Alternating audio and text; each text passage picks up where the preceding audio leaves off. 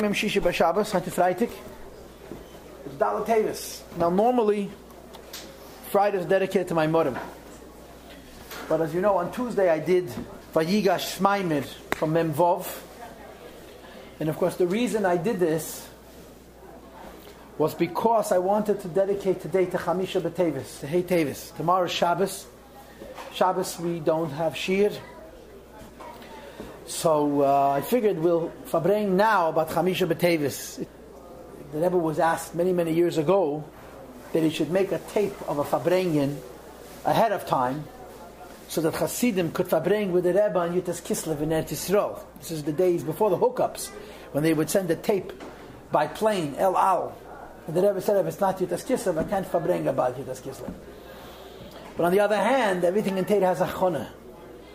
And consequently, you know, before Chamisha B'Teves comes the greating of Chamisha B'Teves. Hey Teves. Chamisha B'Teves is the Rebbe's Yom Tov. The Rebbe made Hey Teves in the Yom Tov.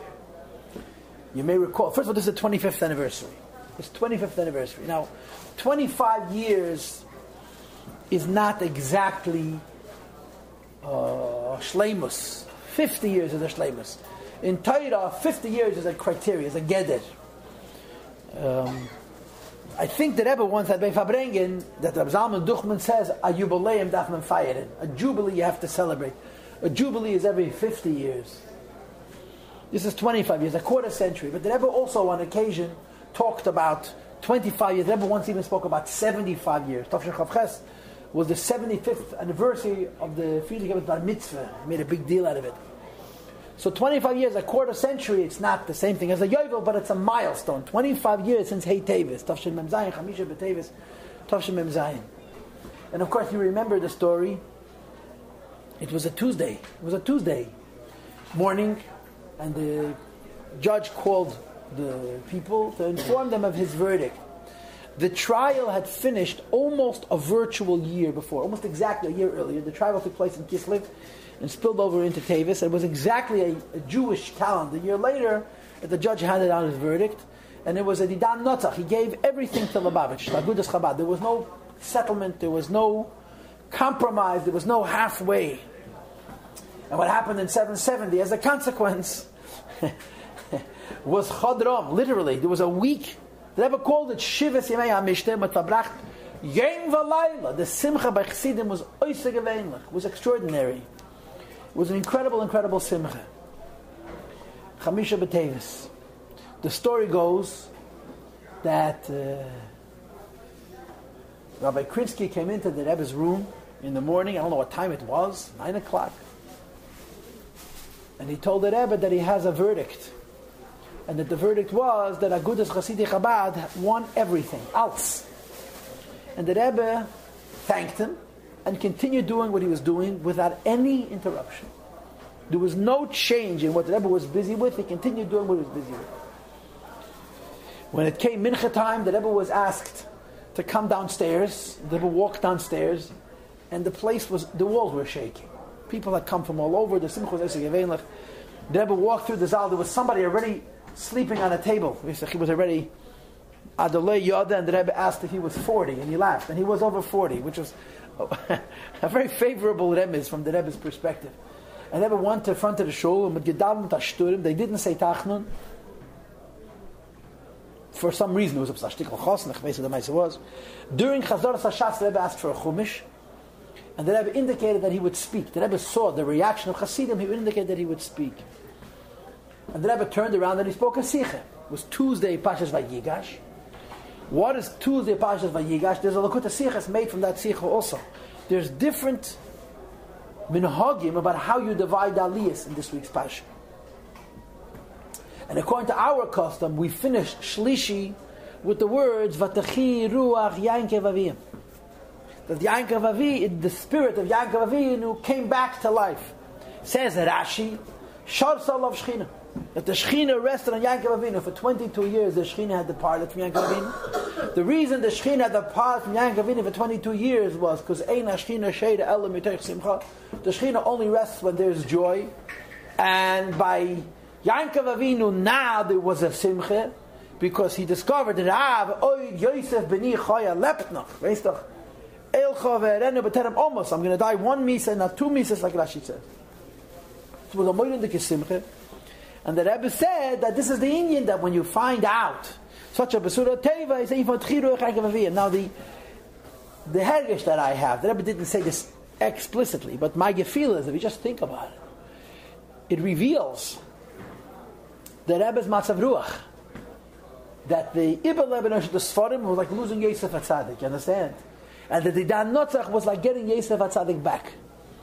And if you just think what Yosef HaTzadik is, Yosef HaTzadik is the connection between the Rebbe and the Frierdiker Rebbe. Right? The Rebbe would oftentimes mention the idea that Yosef and Yosef HaTzadik is the same thing. And Yosef Chai, Yosef Lepnach. Because that was exactly what the story was about. As the Rebbe explained in the Sikh of Chamisha B'Teves Tavshim Mem Zayin, that there was a taine as Agudas Chassidic Chabad is nit genug aktiv. That Agudas Chassidic Chabad, that means us, that means every Lubavitcher Chassid, each Chassid in the world, is not sufficiently busy, is not sufficiently active in the work of spreading Yiddishkeit. And because we're not enough active in the work of spreading Yiddishkeit, there comes a question whether this is still a viable movement. And if there's a question whether this is a viable movement, there's a taine that Tarif Yosef, there's a hefsek chas v'sholem in Yosef HaTzadik.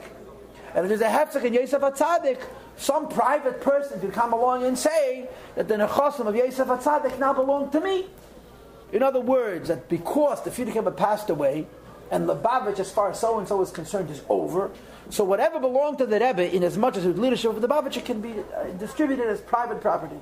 So the judge, who was a goy, and not a Baal Bechira, like the Alter Rebbe's Maaseh, the Alter Rebbe made a big shturim out of the fact that a goy who was not a Baal Bechira acknowledged that Hasidim are legitimate Jews, because a goy doesn't have Bechira Chofshes, so B'meila, when he paskins, those paskin that Eibishter Alein, is coming a psagdin from the Meibishtin that Chasidus is emes, and in this case the goy paskin that Oyed Yosef Chai, that there's a connection between the Rebbe and the Frierdiker Rebbe, and by the Rebbe this was an for the Chiruch. This is the story of Teves. In other words, although it's a story about the books, and it's a celebration of books, right? How do you celebrate Teves? You buy Sfarim. How do you celebrate Teves? You enhance the Rebbe's library. You give more Sfarim to the Rebbe. You do things all connected to Sfarim. And as the Rebbe explained once on a different occasion, in the same context, and you make sure to learn in the Sfarim. You don't just buy the Sfarim and put them in the shelves. You make sure that once you own the Sfarim, that makukta nineveh, you have to look inside the Sfarim. This is Teves. This is the minhag of Teves. This is the custom of Teves. But these minhagim reflect a neshama.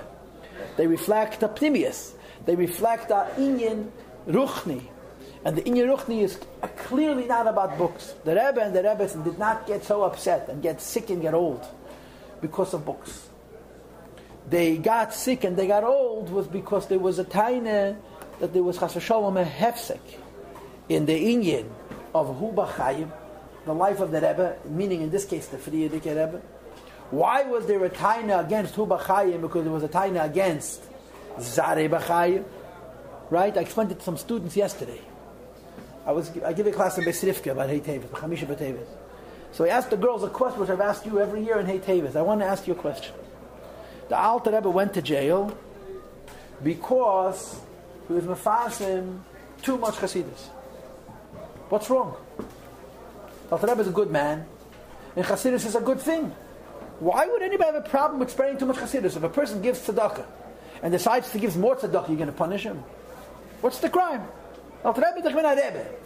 Alter Rebbe was Isha Lekim Kodesh. Alter Rebbe was as close to perfect as a human being is ever going to be. You know, I heard from Itchik Geron and Hashem that the Rashdamat Hamal gesagt auf Alter Rebbe. The Alter Rebbe is given a Yelud Isha Punkt wie Atzmus and Husad Gewalt. Alter Rebbe was a human being in the image that God wanted. What could be the taina against the Alter Rebbe? He's spreading Chasidus. This was what I asked the students. So they looked at me. How was the answer? The Alter Rebbe was a Rebbe, which means that he was a Reish B'nai Yisrael. A Reish B'nai Yisrael means that he's connected, like the Gemara says, Bos Reish Agufa Ozel, the head is connected to the body. So we always talk about hiskashrus from Chasidim to a Rebbe, that the bond that exists A chassid needs a Rebbe. There's a gewaldige connection between a chassid and a Rebbe. It's a very deep connection, it's a very strong connection, it's a very high connection. I read now in Zalman Geradi Sefer that he was in Menachem Ovel, in the house of a Misnagid, a Korev of his, a Grisa, Elam Sharid, and he mentioned the word in Rabbi Isaac Homler. It's brought in the Likutei Deburim, the Sichos. Rabbi Isaac Homler said once that he has a raya that Shlomo HaMelech was a Misnagid. What was his raya? That when Shlomo HaMelech wants to bring a moshel for the Ahav of Yidna, and the Eibush that he brings a moshel from a Ish v'Isha, from a man and his wife. Because he couldn't find a better example for Ahava. So Rabbi Isaac Homler said if Shlomo HaMelech has been a chassid, he would give a dugma from a moshel of a chassid and a Rebbe. Because the Av is a chassid and a Rebbe. So he repeated this by the Shiva, and one of the people sitting there got very upset, very, very disturbed. So Zalman Geradi wasn't exactly mispol. Look, nu verstehst nicht, das nicht. You don't understand, so forget it. I might argue with you. There's a moidendike hiskasher in Chassidim and a Rebbe. And the reason there is this hiskasher is because the chassid feels very indebted to his Rebbe. And the reason the chassid feels very indebted to his Rebbe is not just that the Rebbe gives him brachas and all kinds of good stuff. The Rebbe gives him a derech b'chayim.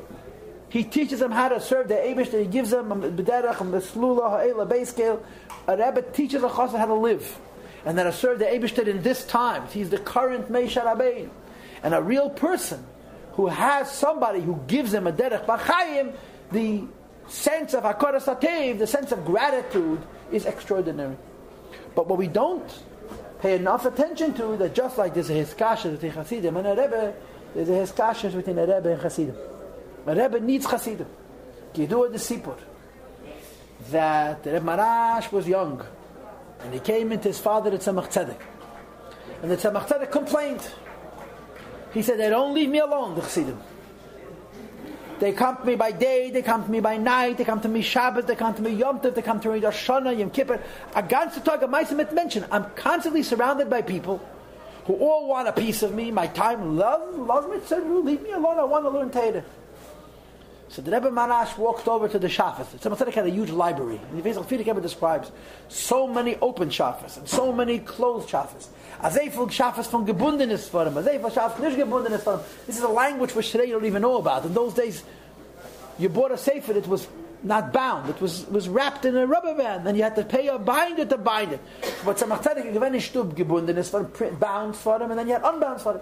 In addition, you had a few arenas, a few bookcases that were closed, with a door or with a curtain, behind which you had the Tzemach Tzedek's own notebooks. So the Rebbe Marash walked over to one of these closed shafas and he pulled open the curtain, and there were hundreds of notebooks of the Tzemach Tzedek's Ksavim in Nigla and Chassidus. And he turns to his father, he says, Reb nit farzei, was du das als gehat? And if not for them, would you have all of this? And the Tzemach Tzedek acknowledged that it was emes. It was because of his Chassidim that he had all these Chodesh Torah, all these Giluyim, all this immortality, this Gilui. So a Chassid, just like a Chassid needs a Rebbe needs Chassidim. And the measure of the Rebbe's capacity to Rebbe is directly proportional to the Chassidim's hiskashrus to the Rebbe. When the Chassidim are more makusha, the Rebbe gives more. And when there's a deficiency in the hiskashrus in the Chassidim and the Rebbe has no choice but to give less, because he cannot give. So why does the Alter Rebbe go to jail?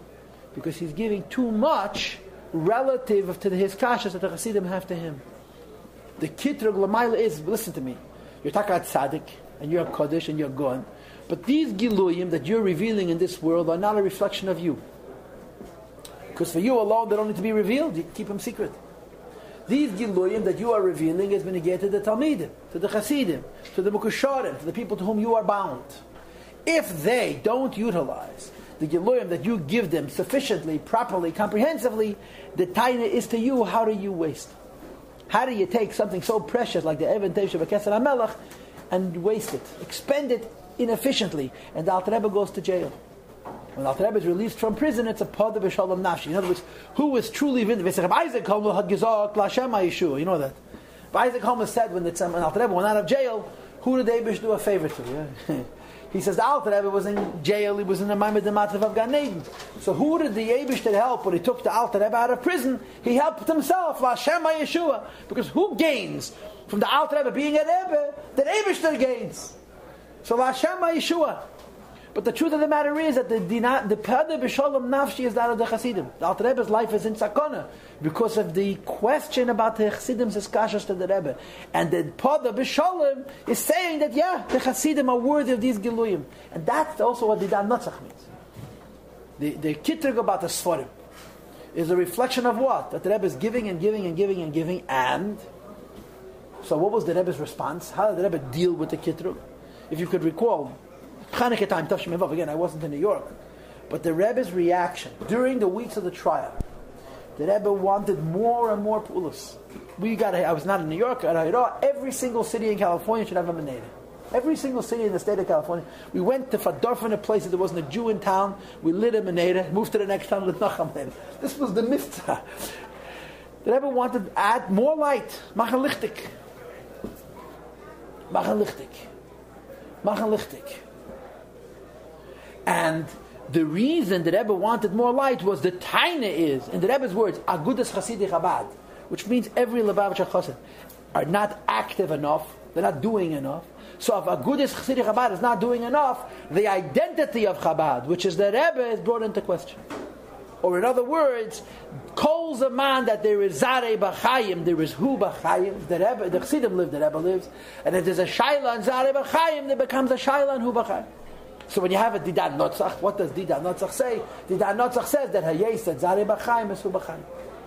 And the word that I years ago coined, it's not my own word, it says the Likutei Deburim. But we always on Hey Teves, we repeat this word, Chamisha B'Teves. There's a story, Frierdiker Rebbe tells it with all the Paratim. I don't remember all the Paratim, but the Teichan HaSipa was that the Rebbe Rashab had a very good chaver, whose name was Yagamota Paltaver, Harim. Yagamota Paltaver was, I think, 7 or 8 years older than the Rebbe Rashab, the Rebbe Nishmas Yidin. But they were very close. They were mamish like brothers. They were very good friends. They were chavrus together. They learned. Then later, the Rebbe Nishmas Yidin became a Rebbe, and Yagamota Paltaver became his chassid. And they were more than connected. There's a asach pratim. Yagamota Paltaver once said to the Rebbe Rashab that every day you go higher and every day I fall lower. So the Frierdiker Rebbe says in the Sikha, where he tells the story that from my father's response, it was nikir, that he didn't disagree with him. But he told him the famous Hayem Yem that we all know, that Shem Tzarech Adam Ladas Chesrenis Atzmei Kein Tzarech Adam Ladas Mailes Atzmei. They told him maybe it's true, but you have to know your miles. In other words, warf sich nicht. Don't make yourself into a skupa de. You're not a nothing. You have to know your miles as well. Yagamota Paltaver was a moedenik Baal Bechi. A moedenik Baal Bechi. He cried at the drop of a hat. A moedenik Baal Bechi. So there was a Farbrengen in the nuns in the 1890s. Frierdiker Rebbe was young. So there was a Farbrengen. And the Rebbe Rashab turns to Rabbi Yagamota and he says to him, you remember the yechidus that you had by my father on this and this date and this year? You must understand, these were big people. And big people are deep people. And they were very deeply connected.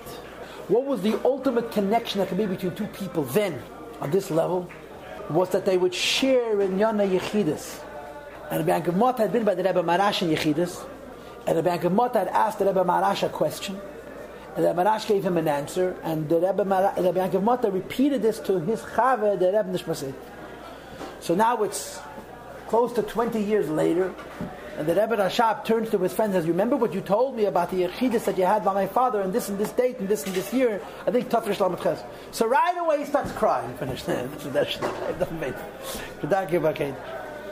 when he calms down, he says the word. What was the word? And the Rebbe Marash told him the following: As is doch Chassidim is da Rebbe. As long as there's Chassidim, there's a Rebbe. Aber Chassidim was tun. The Chassidim have to work.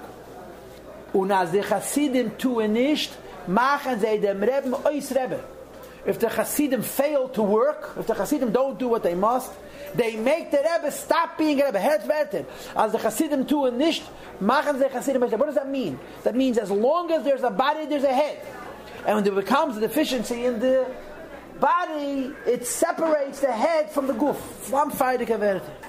This is the story of Teves. The story of Teves is that the Taina was, in the language of the Rebbe, in that Sikha, Agudas Chasidi Chabad is not active enough, And in other words, there's a chasaron and the inyan from Zarei B'Chaim, it becomes a chasaron in Hu B'Chaim. And the answer was, when you strengthen the Zarei B'Chaim, when Hasidim do what the Rebbe wants better and more, you take away the shaila of Hu B'Chaim. You remove the question of Hu B'Chaim. I told you many times this word that Gula Kol was by Farbrengen once. And the Rebbe spoke about Mihu Yehudi for a long time. And she came, when she was going back to the hotel, so of course she was accompanied, and somebody asked her what she thought of the Farbrengen. So she answered the Farbrengen was wonderful, but why is the Rebbe talking to Lubavitcher Hasidim in Brooklyn about the question of Mihu Yehudi? What can they do about this? They're Batlanim, they're Chveis. The question of Mihu Yehudi is a political question, has to do with the state of Israel and so forth. And this comment came back to the Rebbe. Why is the Rebbe talking about Farbrengen on Mihu Yehudi? What's it negate to Hasidim? So when Rabbi Groner appeared to the Rebbe went into Azamin Sot. He became thoughtful. And he said, as bei Hasidim is da a shaila, von Meses wird von dem nicht darstell der Frage, Mihu Yehudi. That when by Hasidim there's too much indulgence in materialism, it translates into a question of who is a Jew. In other words, Hasidim are the higher Madreya. So by them, everything has to be measured. When there is a deficiency in the measure by Hasidim, it's nishtalshel, lamata, mata b'yeser, not a shaila, this is appropriate, inappropriate, whether this is a Jew or not a Jew. In other words, what the Rebbe started by Farbrengen was talking bepashtus about an issue which is negay and etisrol, and for politicians, and for Greis and Abonim, and big machesh, but the shaila is negay to every person on every level. And that's the danotzach. The shaila is Zarei B'Chaim. Are his Hasidim alive? Because of Zarei B'Chaim, then it's Hu B'Chaim. And if there's a deficiency in Zarei B'Chaim, it creates a question on the Shaila of Hu B'Chaim. And when there was a Didan Natzach, it determines Hu B'Chaim, which is Amoyd in the Kazah. So if you think about Hey Teves, Chamisha B'Teves today, right? And again, I want to say Chamisha B'Teves is the Lashon that Rebbe used Nun Beis. Hey Teves was Mem Zayin. See, Hey Teves Mem Zayin, Mem Ches, Mem Tes, Nun Enough. That's 5 years. And so that, parenthetically, Hey Teves Mem Zayin was not from the Rebbe. Hey Teves Mem Zayin was from Hasidim. We got together and we partied. Right? The word came that the Dan das Sforim Notzach, that Lubavitch was given all of the Sforim and the 770, and that there was no compromise, there was no halfway, there was no 50-50. So there was a spontaneous reaction for Hasidim to be a big simcha. The Rebbe's response personally was that you should forget about it. The Rebbe sent out a herah that the people shouldn't read the transcripts of the trial. They shouldn't read the transcripts of the verdict of the judge. It's bittul teda. Forget about it. It's the past. Go forward. In other words, there was a sense from the Rebbe's perspective that it's parasha is finished. That week, Take Mem Zayim, was a Shturim Dika week. I don't know if you remember, the Rebbe said then, anybody could write anything to the oil, because it's an Eis Ratz. And the Rebbe went with bags and bags and bags of Padyanis. By no means strictly from Lubavitcher Chassidim. The Rebbe said, I'm not reading the Tzetlach, I'm taking them to the Eil, I'm leaving them at the Rebbe, the Shred, the Nasi, because it's an Eis Ratz, and I can uftan, Gedelis in the Tzuris. What you can accomplish in these days is Oyser Geveinlich. Moidem Eroim. That was what the Rebbe said then. But in terms of a Mayah, in terms of a Chag, the Rebbe didn't seem to indicate there would be a Chag. Moreover, the following year, Tafshin Mem Ches, Chav Hei Cheshvan, the Sfarim were returned. They won the appeal, the Sfarim were going to be returned, and the Rebbe was not cooperative with the second time around. When the Rebbe came downstairs to have a mincha, he let people know that there's not going to be another week of partying like there was the time before. And of course, the following Monday, Beis Kislev, when the Sfarim returned, we all know how the Rebbe reacted to that. And the Aguch wanted to make a big yomtiv out of the Sfarim's return, and the Rebbe answered to them that Luchas Rishenis Shnitnu Barash Nishtabru, Luchas Rishenis Shnitnu B'tznias B'tzina Niskaimu. The first Luchas were given with a big turmoil, and they were broken. The second Luchas were given quietly, and they have a kiyum. The Rebbe said, make it quiet. So when it came Chamisha B'Teves Memches, the following year, Hey Teves, there was a big question: how should Hasidim prepare for this Yom Tov? And the more Meyushadik Hasidim, the elder the Hasidim said, the Rebbe said, forget about it. The Biel was asked to prepare a Maimon, he refused. The Rebbe said, it's past. In other words, there's nothing positive here, there's just removing something negative, it's gone, it's finished. And that was it. The Rebbe, he wouldn't prepare a maimer. They wanted to hang up a sign for a Farbrengen. I mean, the way I heard the story, again, I was in Russia at the time. I missed all of these events. Every one of them I missed. The Bacham hung up a sign. Hey, Teves was Shabbos. So the Rabeiim took it down, hung up a second sign. So they waited mamish till a minute for the shkir. They hung up the sign. It was too late. They couldn't take it down anymore. And the Rebbe walked into shul. He saw the sign on the wall. So the next day, and again, I wasn't here, but I heard Chazara, the Rebbe started the Farbrengen, and it says on the wall that there's a big Yom Tov today for Hey Teves. And the Rebbe said that the Gemara says L'shana Acheres Kavum. That by Chanukah there was a nest, and initially nobody knew whether this nest should be made into a Yom Tov, not made into a Yom Tov. Fakert, there was a svara not to make it into a Yom Tov. The following year, the Chachamim Ukevei Chanukah is a Yom Tov, is a Moyed. So it was Tavshin Memches, 1988. That in Chamisha B'Teves Shabbos, where most of the more Meyusha the Hasidim, the elder Hasidim, felt that the best way to respond was to be quiet. The Rebbe officially announced the Yom Tov Amayid for Chamisha B'Teves, Hey Teves. And he connected it to Sfarim and the strengthening of the Rebbe's library and so forth. But what is the Yom Tov of Hey Teves? The Yom Tov of Hey Teves is Ma Zarei B'Chayim, Ma Avhu B'Chayim. Just like his children live, the Rebbe lives. So if you think about this Yom Tov today, in Tafshin Ayim Beis, how many years is it since Gimel Tammuz? How many years is it since Chav Zayin Adar? How many years is it since Hey Teves? This date in our calendar is more important today than it was then. In truth, in Das Elyon. In Pashtus, in Das Tachten, there was a Mulchama over Sfarim, and it was something that consumed the Rebbe absolutely. And you heard from people who were involved. I heard from one of the people that the Rebbe had gekämpft für ihr Leben. That's so many expression. The Rebbe fought this battle like a lion. He was very serious, and the Rebbe was deeply, deeply involved, and he invested himself emotionally, totally in this, because he saw this as an affront not to himself, but to the Rebbe, the Shved, and Friedrich and Rebbe, and the Rebbe completely immersed himself in it. And because you had to have a victory in Das Tachten, in Gashmias. But the real issue was the increase in the Pa'ulis of Zarei B'Chayim. More Yiddishkeit, more Chasidis, more Avodas Hashem, which affects that should be the Even Hu B'Chayim. So the Dan Notzach means that the Eibishter Paskins that Zarei B'Chayim. In other words, he wanted to put it very bluntly, the Dan Notzach means that the Chasidim are Chasidim, middle the Rebbe is the Rebbe. Which is a very interesting thing to contemplate. And of course what matters is not that we should plates we should pat ourselves on the back. I've told you the story already. I heard the story last summer. This is the kind of story that you don't need much of an excuse to tell it. But it's mamish the story of Hey Teves in a different girsa and in a different time. I heard the story from a younger man in Empire Stiebel who heard it from the person with whom the story occurred.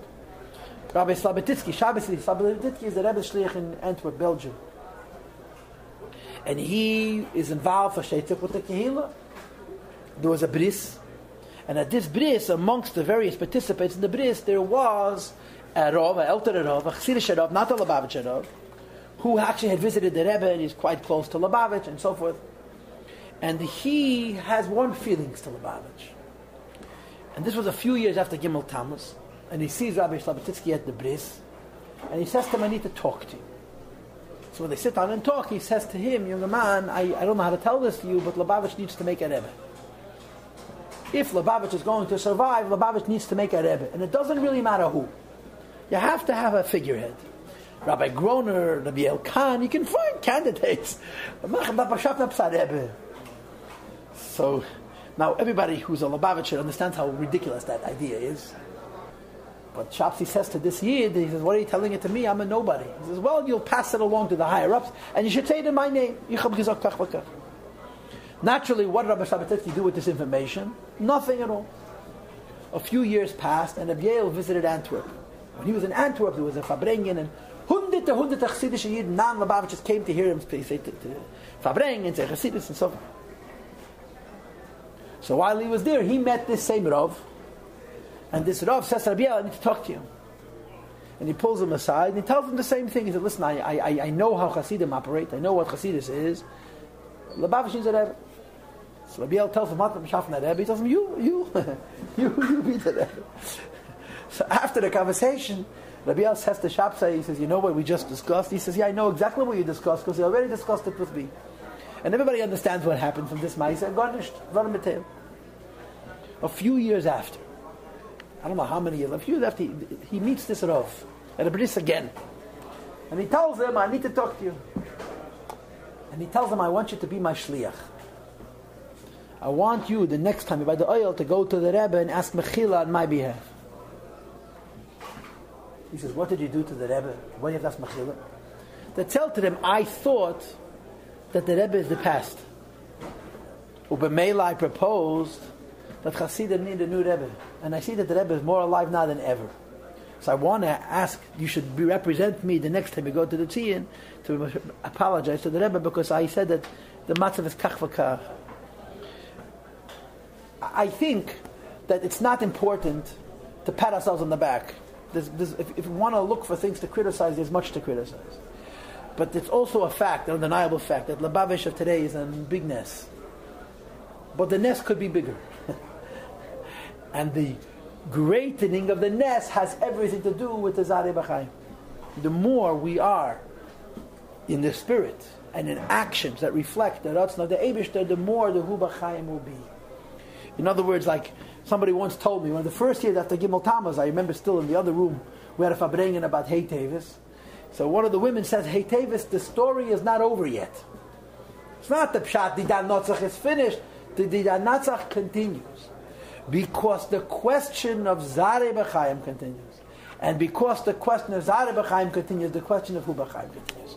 So here is a date that we have, that the Rebbe fixed. The Rebbe made it into a Yom Tov.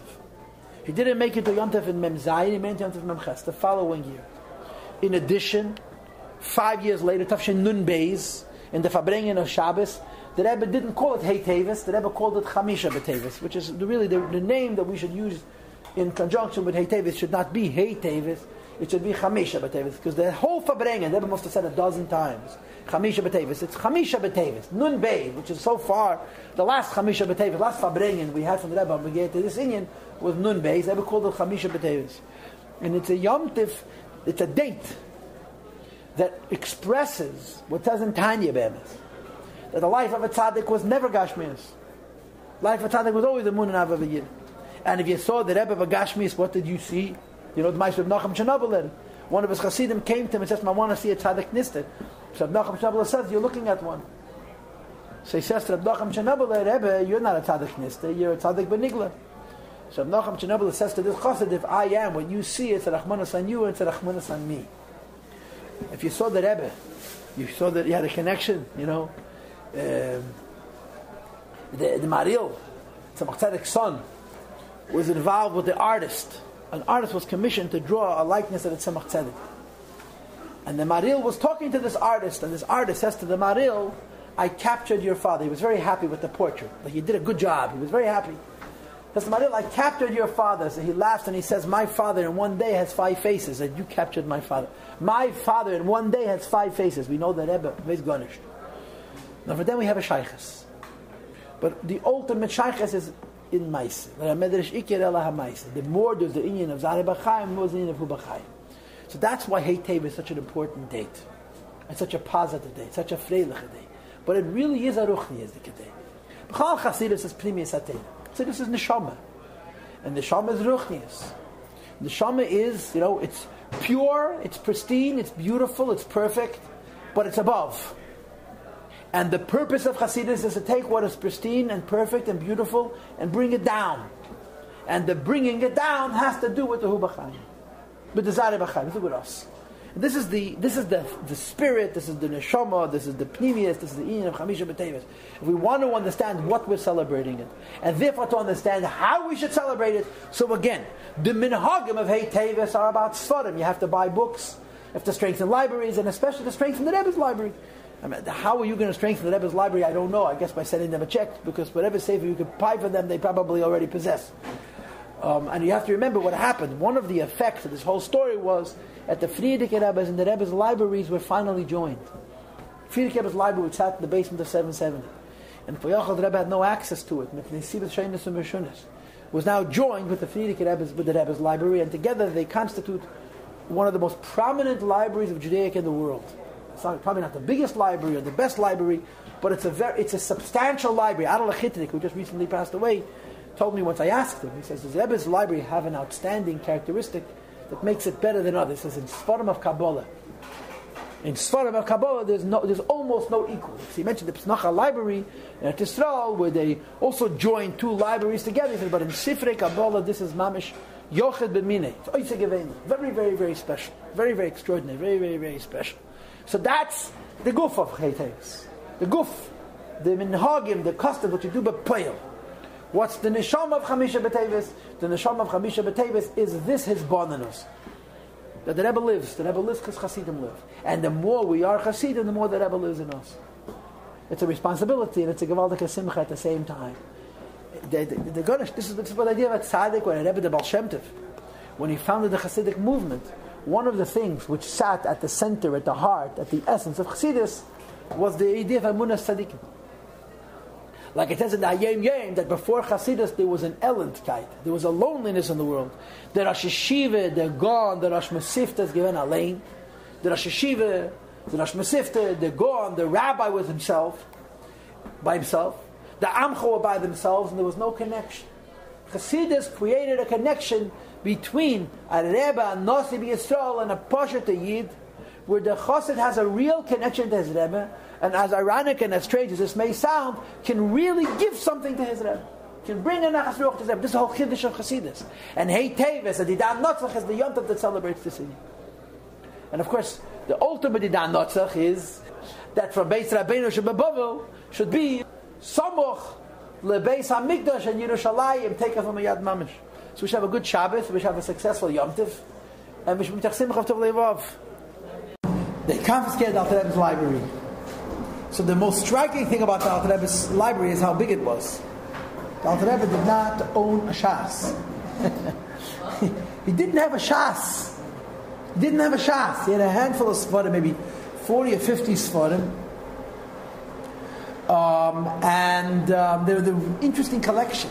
He had a Shefatal, which was a Sefer in Kabbalah. Modern Sfarim that the Alter Rebbe had. But it was a very, very, very, very limited collection. You must understand something. Amalekite, a Sefer was worth, by today's standards, a single Sefer, $100. Bound, $150. In other words, Sfarim were very, very expensive. And also Sfarim were made to last. You bought a Sefer 200 years ago, it's still alive. You bought a Sefer 75 years ago, it's dust. It was made differently. The binding was different quality. The paper was different quality. I saw a Sefer that was 350 years old. It looked a lot newer than a Sefer that was 100 years old. 100-year-old Sfarim are brown and the pages are crumbling. 350-year-old paper was made from cloth. It was made to last. You understand? So Sfarim were very, very expensive. Of course, as time passed, Sfarim became cheaper and cheaper. And the Rabeiim always kept Sfarim, a library, a library. We don't know that much about the Mittler Rebbe's library, but we know a lot about the Tzemach Tzedek's. A lot. We know more about the Tzemach Tzedek's library. Tzemach Tzedek had, the Frierdiker Rebbe describes it, 8 Arenes Psuchim and Shisha Arenes Stumen. I'm not giving you the numbers correctly. He had a bunch of bookcases that were open and a bunch of bookcases that were closed, and he had all kinds of Sfarim in his bookcases. Gebundene or nicht gebundene. This was another phenomenon in those days. When you bought a Sefer in the olden days, you bought the Sefer printed. It wasn't bound. It wasn't, you know how you bind a Sefer. A Sefer is made of machberesen, of folders. You have to sew them together. You know what I'm saying? You look at the margin of a Sefer. Look at the Sefer. It's actually a whole bunch of little pamphlets, right? Emes?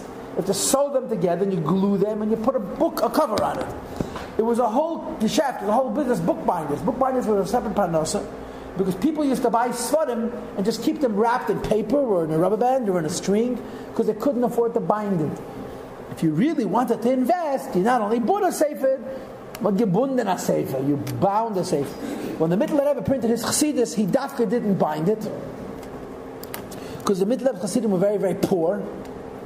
So no chassid could buy a whole sefer. Each chassid bought one machberes. Each chassid bought one piece of the sefer. You understand? And they would trade. They would share. That's how they were able to learn the chassidus. For the Tzemach Tzedek, there were open bookcases with bound svarim, gebundene svarim, kruchim, and closed bookcases where the svarim were not kruchim. And of course, you have the Maisa with the Rebbe Marash and the Tzemach Tzedek. I'll tell you, the first story is that the Tzemach Tzedek was once complaining to the Rebbe Marash, how come the Chassidim are bothering him? And the Chassidim, they're wasting his time. All he wants to do is learn Teves, and the Chassidim are coming to him and wasting his time. So the Marash went over to one of the closed bookcases, and he opened it up. And in this bookcase, you had the notebooks of the Tzemach Tzedek's own Chiddushei Teves. A whole bookcase full of Machberes from the Tzemach Tzedek's Chiddushei Teves. And the middle Rebbe Tzemach Tzedek turns to his father, the Tzemach Tzedek, and he says, "Oib nicht farzei, was du das als gehat? If not for them, would you have all of this?" And the Tzemach Tzedek acquiesced. He agreed that because the Hasidim has so many Chiddushei Teves. The other story is this: that a Marash used to learn Mishnayos Baal Peh. It's a klal that you know, Mr. All the Rabeiim learned Mishnayos Baal Peh. There were two Sedorim by the Rabeiim that we know. Number one, they had to finish Shas Mishnayos Baal Peh before Bar Mitzvah. And number two, before they got married, they get Smicha. And they got married by Erech 13, 14. They got Smicha for Rabbanos. So the Marash used to learn Mishnayos Baal Peh, and his father used to give him money.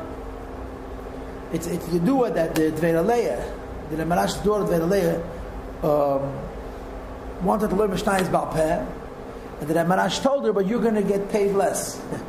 So she said, if I'm going to get paid less, I'm not going to learn it. So the Marash said, that's exactly what I want. I don't want you to learn Mishnayos Baal Peh. And he got money from his father, but he didn't take the money as 10 cents a payday.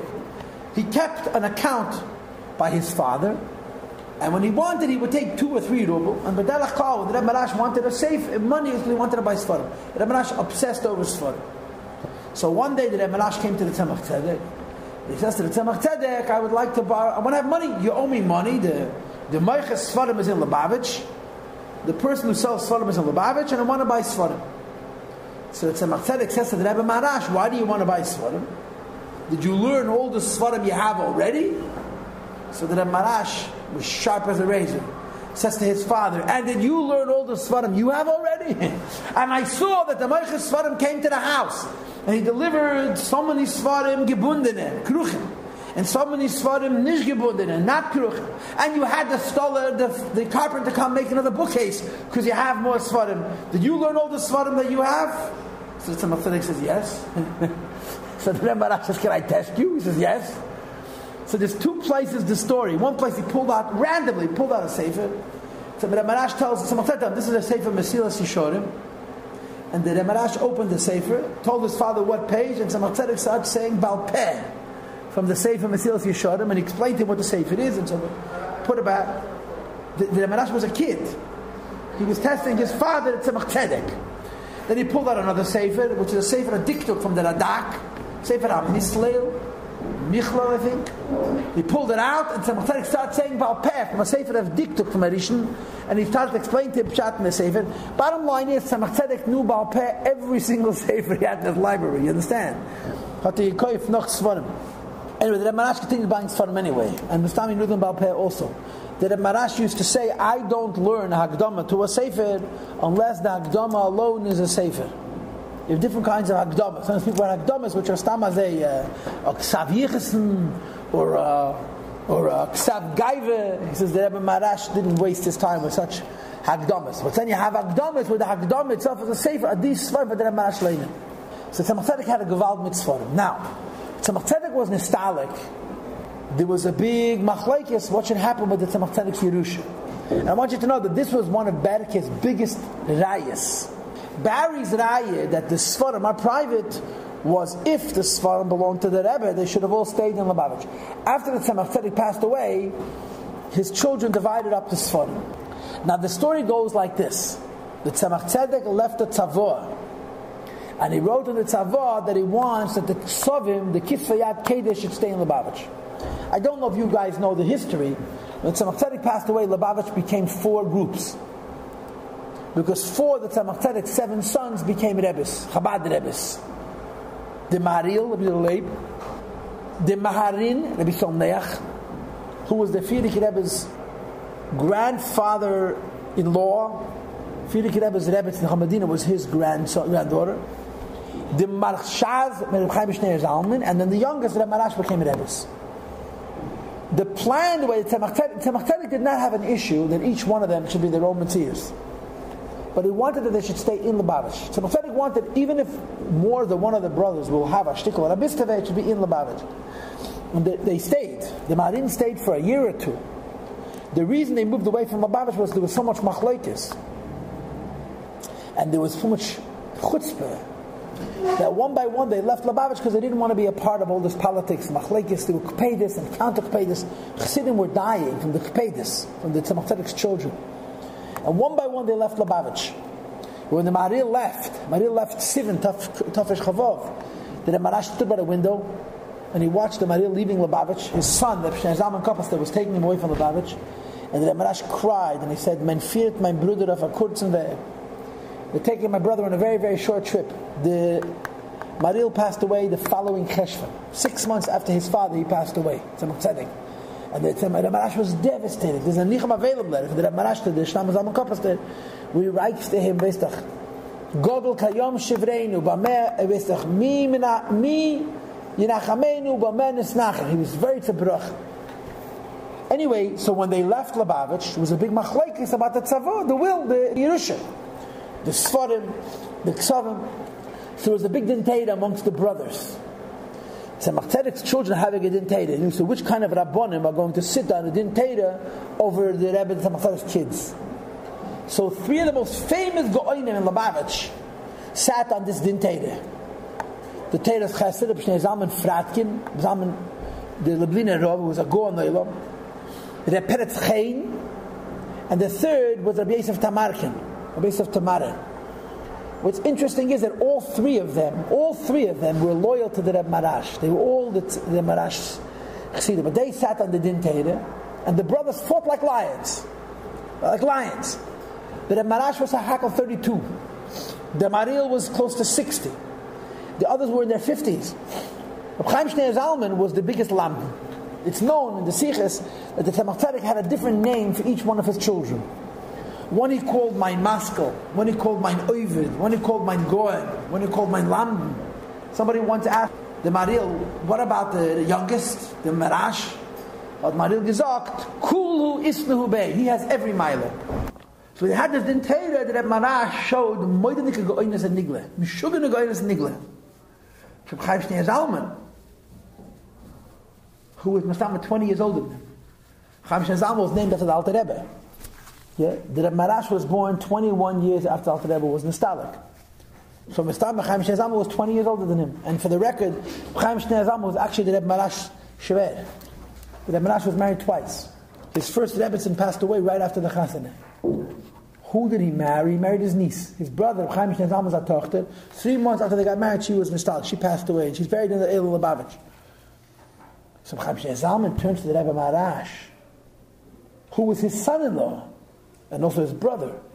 He says to him, you're a young man. He said, how could you be such a big gon? You're so much younger than us. So the Rebbe Marash answered the famous answer, Du bist älter in deine Jahren, ich bin älter in dem Taten. You're taka older than me, but I was born when our father was older. I was born when Tzemach Tzedek was bigger. But the Rebbe Marash was the only Rebbe born when his father was already a Rebbe. So the Marash even asach hecher. Anyway, by this din Teira, the brothers fought over the Sfarim and the Dastikson. The Marash was mavatar on everything. He let them take whatever they wanted.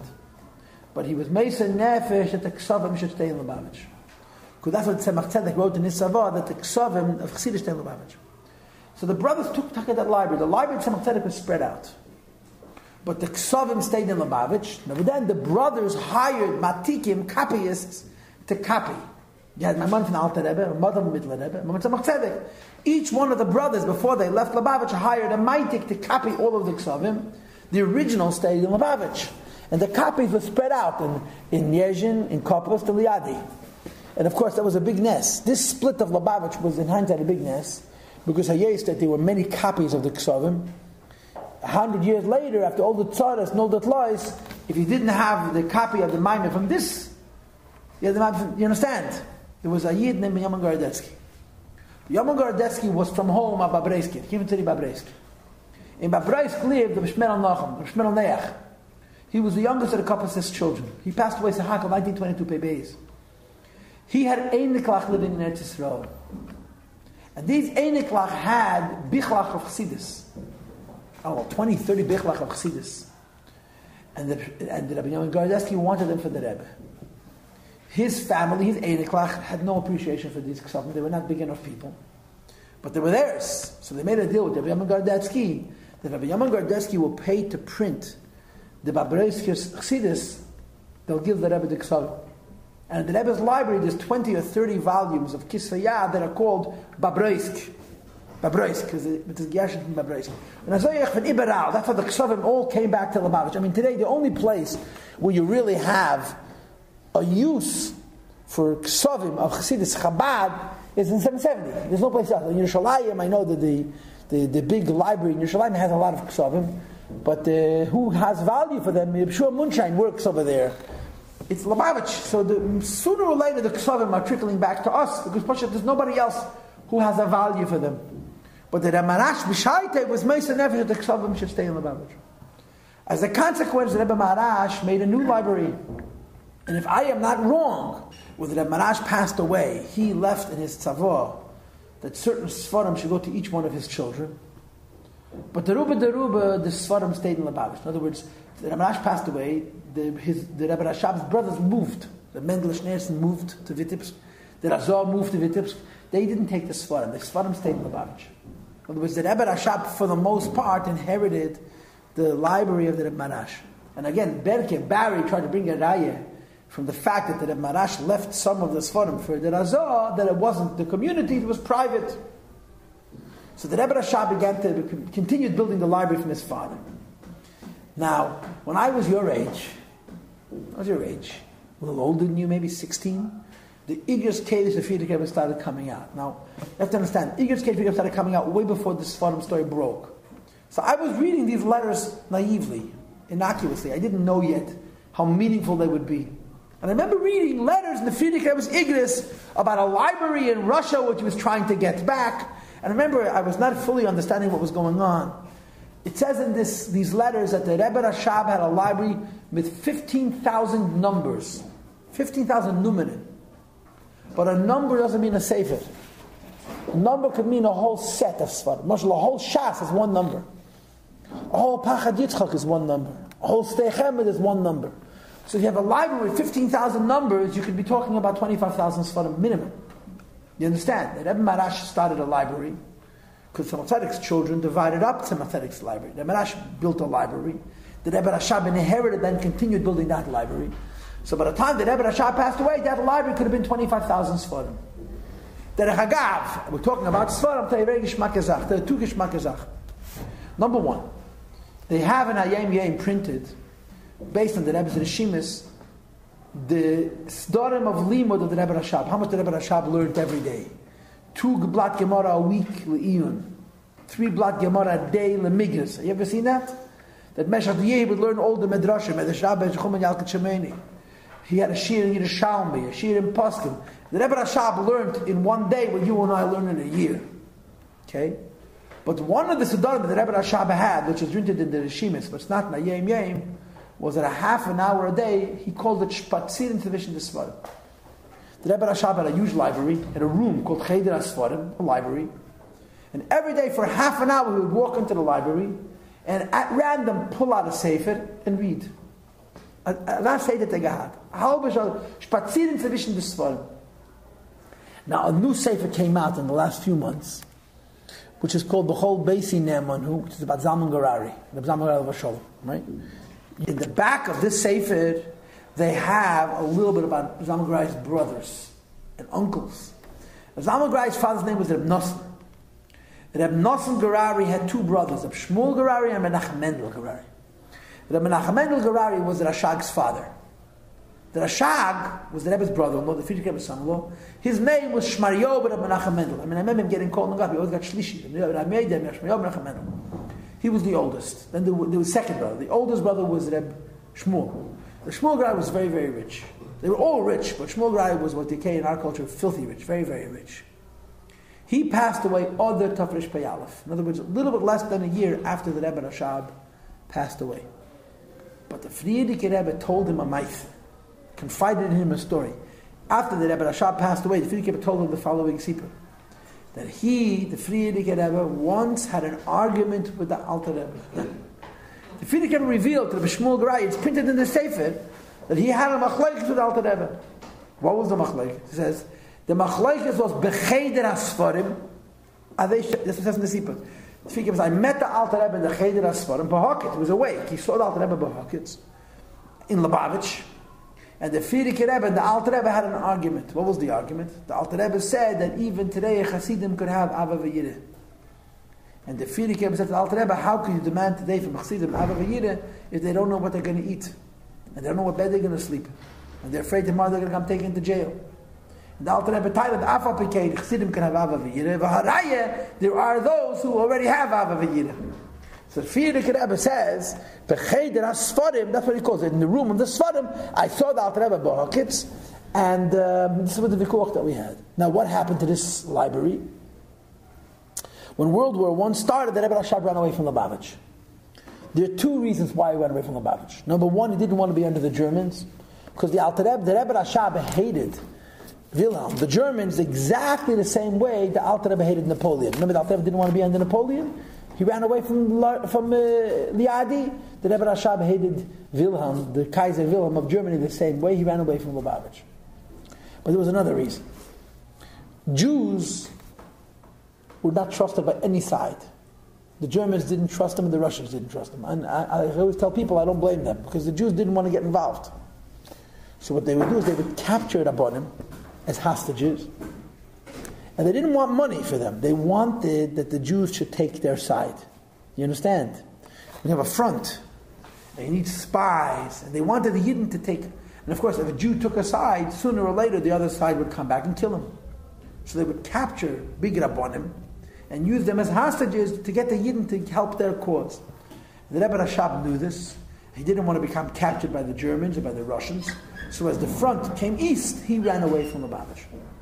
When the Rebbe Rashab ran away from Lubavitch, he packed up his whole library and he went with him. But the Rebbe Rashab didn't know where he was going yet. He had no place to go. But he had a big chassid named the Bishaya Persitz, with a big, big factory with a huge warehouse in Moscow.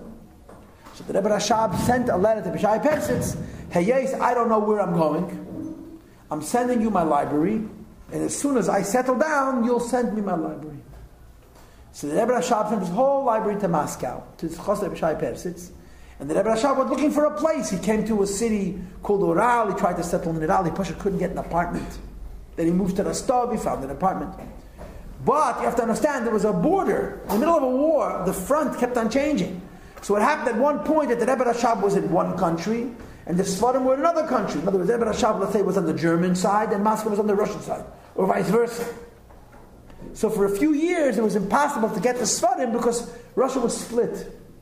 By the time Russia became united, it was possible to get the Sfarim. The communists took over.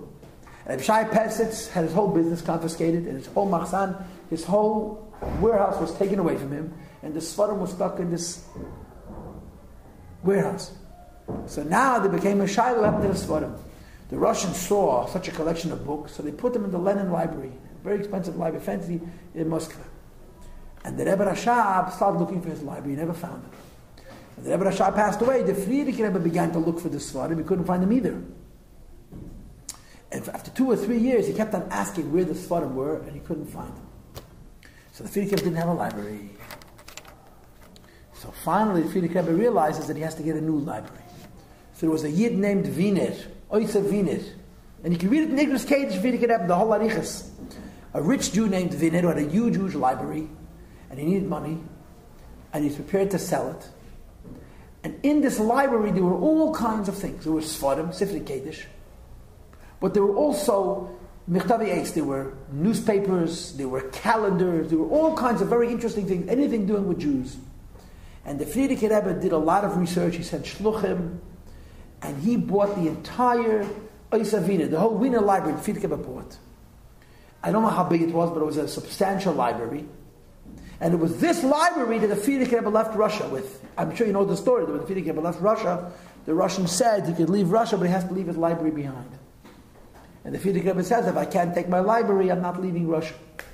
So the Russian said, okay, you can take the library, but just the rare books you have to leave behind.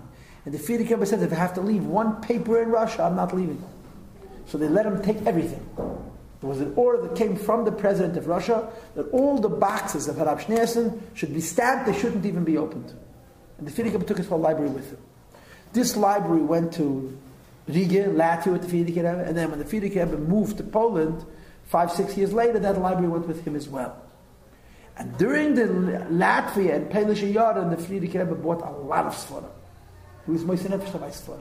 Frierdiker Rebbe had no money for food, he bought Sforim. And as you know, or you don't know, the Rebbe and the Frierdiker Rebbe had extensive correspondence. There are hundreds and hundreds of letters, the Frierdiker Rebbe and the Rebbe. And one of the topics that you see in all these letters is they're talking about Sforim. The Rebbe was going to different places and seeing Kisvei Yad and Sforim. And the Rebbe was constantly looking out to buy for the Frierdiker Rebbe bargains, Sforim, good Sforim at a cheap price. Now, hard to know why, but the fact of the matter is that because of this, a lot of these Sforim the Frierdiker Rebbe was able to send to America. They would have been destroyed in the Holocaust.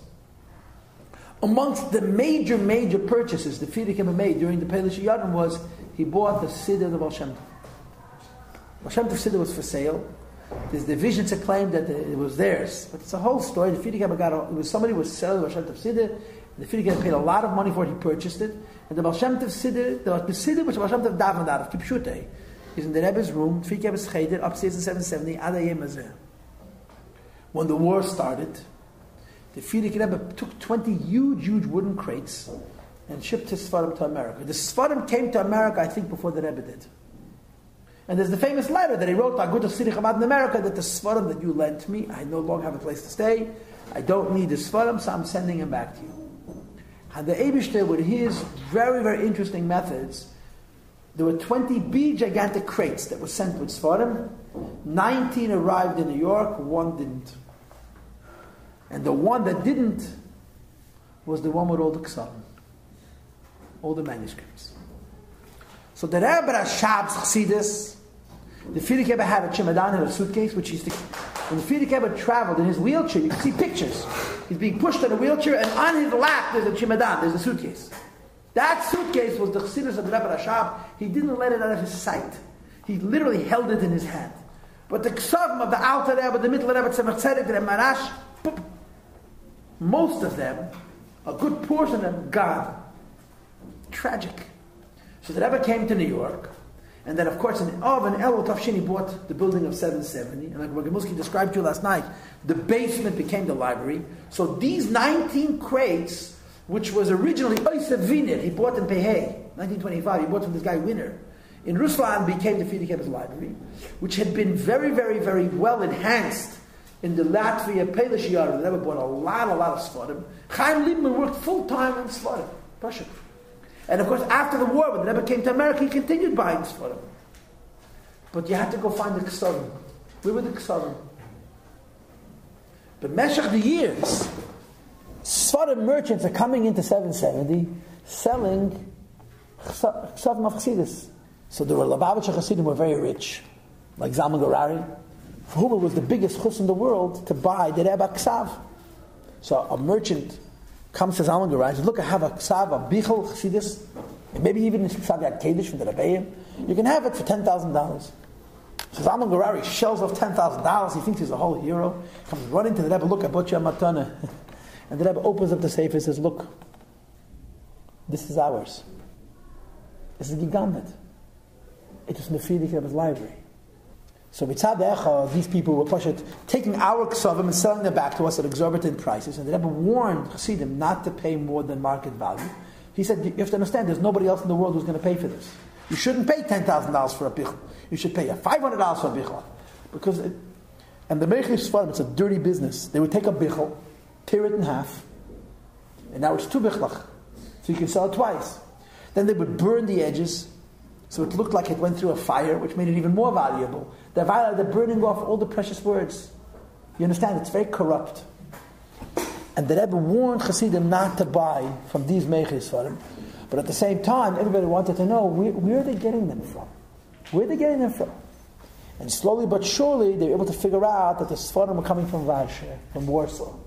Somehow, these Ksavim, the 20th box, didn't make it to New York, ended up in Warsaw. But don't ask me how. This 20th chest was divided in half. Half of it was in Warsaw, and the other half was shipped off to Russia after the war. So they started to do a negotiation with the Polish government. And in 1974, Tafshan Lamadalad, 3 people, Nissim Mendel of Shalom, Rabbi Achitik of Shalom, and one person other, Rabbi Rama Shem Tov, went to Poland. And they went to the Warsaw Museum. And they found the Ksavim, all of them. And the Rebbe specifically asked if they could find the Gniza Chesanis. The Gniza, the letters that were purchased by the Shmuel Garari, that were from the Baal Shem Tov, from the Maggid, Mount Rebbe, and so forth. And they never found it. The Gniza they didn't find, the violet, what I know. And the Polish government gave them permission to make microfilms, make pictures of every page of this entire library. And now the Rebbe had Choymer with which to print Chassidus, because all the Ksavim were now available in microfilm. The Rebbe himself, our Rebbe, in the Polish Yarden had worked very, very hard on these Ksavim. He organized them, made indices. He spent a lot of time working on the Ksavim in the Frierdiker Rebbe's library. And the Rebbe actually showed people his handwriting on the margins of the Svarim, where he made numbers of Shidna Zachen. The Rebbe was organizing it. 4 years later, in Tafshel Lamed Ches, the Polish government agreed to actually give the Svarim back, the Ksavim themselves. Officially, it was a 99-year loan. But now that Lubavitch should put full-page ads in 3 American newspapers thanking the Polish government. The Polish government was a communist government at that time. And it was very, very important that the West should see that they're being nice people. So there was big full-page ads from Lubavitch International, in the New York Times, in the Los Angeles Times, and the Washington Post, thanking the Polish government for their assistance in retrieving the Ksavim, and the Ksavim were brought to the Rebbe. This was Chavzayin Cheshvan. 3 days before the Rebbe went home, the Rebbe went to the library to look at the Ksavim. The Rebbe spent 4 or 5 hours standing on his feet, looking at the Ksavim. Rabbi Avraham Shem Tov says you could watch the Rebbe as he looked at the Ksavim. Poshet became healthy. The Rebbe had a heart attack. He had the Chedesh Frier. As the Rebbe was looking through the Ksavim, the simcha by the Rebbe, it's like a kid and a toy store. Ksavim, the Ksavim, more than Rabeiim, from the Alter Rebbe, the Mitzvah, Tzemach Tzedek, Rebbe Marash. It was a Gvald.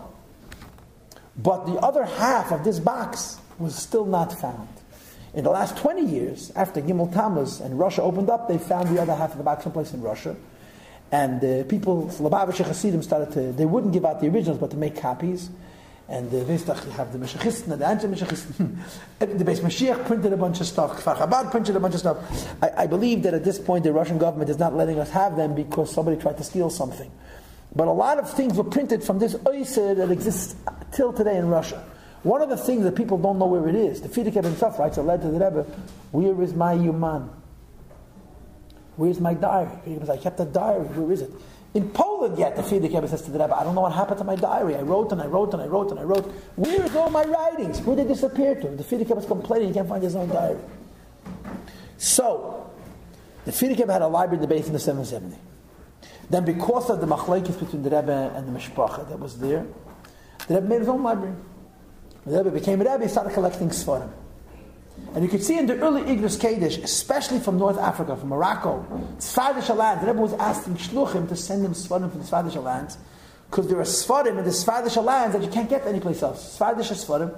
They sent the Rebbe boxes and boxes of Sfarim. Thousands of Sfarim came in Yena Yordan, and the early Yuds from Morocco, from Tunisia, from Algeria, that are in the Rebbe's library. And of course, the Rebbe used to ask also Machaber to send Sfarim. The problem is the Rebbe didn't have a place. The Rebbe had no place. So first the Sfarim went to a closet in 770, and später the closet Pasha became too full. They rented an apartment, and the Rebbe had an apartment with boxes and boxes of Sfarim, just boxes. There's a famous story where a Yid had given the Rebbe a very, very precious siddur, very valuable siddur, and a while later the siddur was in Yechidus, and the Rebbe was very maketeva. They had given the Rebbe the siddur, so the Rebbe says to him, Yechidus, would you like to see the siddur that you gave me? He says, of course. So the Rebbe called him Rabbi Groner, who was in charge of the library then, and says, can you bring me the siddur? Go look for the siddur. So Rabbi Groner went to look, came back an hour later, and said, I can't find it. The building next door to 770 belonged to a doctor. I think he was a dentist. He was the Rebbe's dentist. When he retired, he gave the building to the Rebbe. He didn't sell it. He gave him a ton of the Rebbe. And now the Rebbe had a place. The Sfarim were moved into this house. And the Rebbe hired Rabbi Bet 11. He was the first librarian. A few years later, he took an assistant, Rabbi Wilhelm. They still work in the library together. This same younger man is by the Rebbe in Yechidus again. And the Rebbe asked him, would you like to see the Siddur? So he told the Rebbe it's not necessary, because he remembered at the time before, the Rebbe was looking for the Siddur, he couldn't find it. He says, it's not important. He says, but do you want to see it anyway? He says, yeah, why not? In 10 minutes, the Siddur was on the Rebbe's desk. Label called up Bet 11, it was the middle of the night. He came from his house, he lived across the street, and the library became organized, and the Rebbe had such nachas ruach. So the Rebbe organized his library, and after they organized the library, the Rebbe started printing things. The Agdoteda came out for a few years, with Nigle from the Rabeiim and from Chassidim. All kinds of very interesting things started coming out from the Rebbe's library. And the Rebbe built up a substantial library. The Rebbe's library itself numbers tens of thousands of Sfarim. So you have the library next door, the library in the basement, and they have no connection. When we won the case of the Sfarim, the Rebbe made a big, joined the two libraries together. What they did was, this you guys don't remember, obviously, you weren't born, they excavated, they dug. You know the place where they keep the big sukkah for the orchim, the big sukkah, yeah? They dug underneath that area, and under the ground, 770 of the library are connected. Under the ground, just like there's on top, a walkway that runs across the sukkah. Under the ground, the library, in fact, most of the Sfarim are in the basement. Because the Sfarim are not in bookcases. They're on tracks. In other words, you have a bookcase, a bookcase, a bookcase, a bookcase, and you have no spaces between the bookcases. And there's a special pulley system. If you want to get between two bookcases, you can pull them apart. In other words, if you want to put most Sfarim into the narrowest space, you don't have space between every two rows of Sfarim.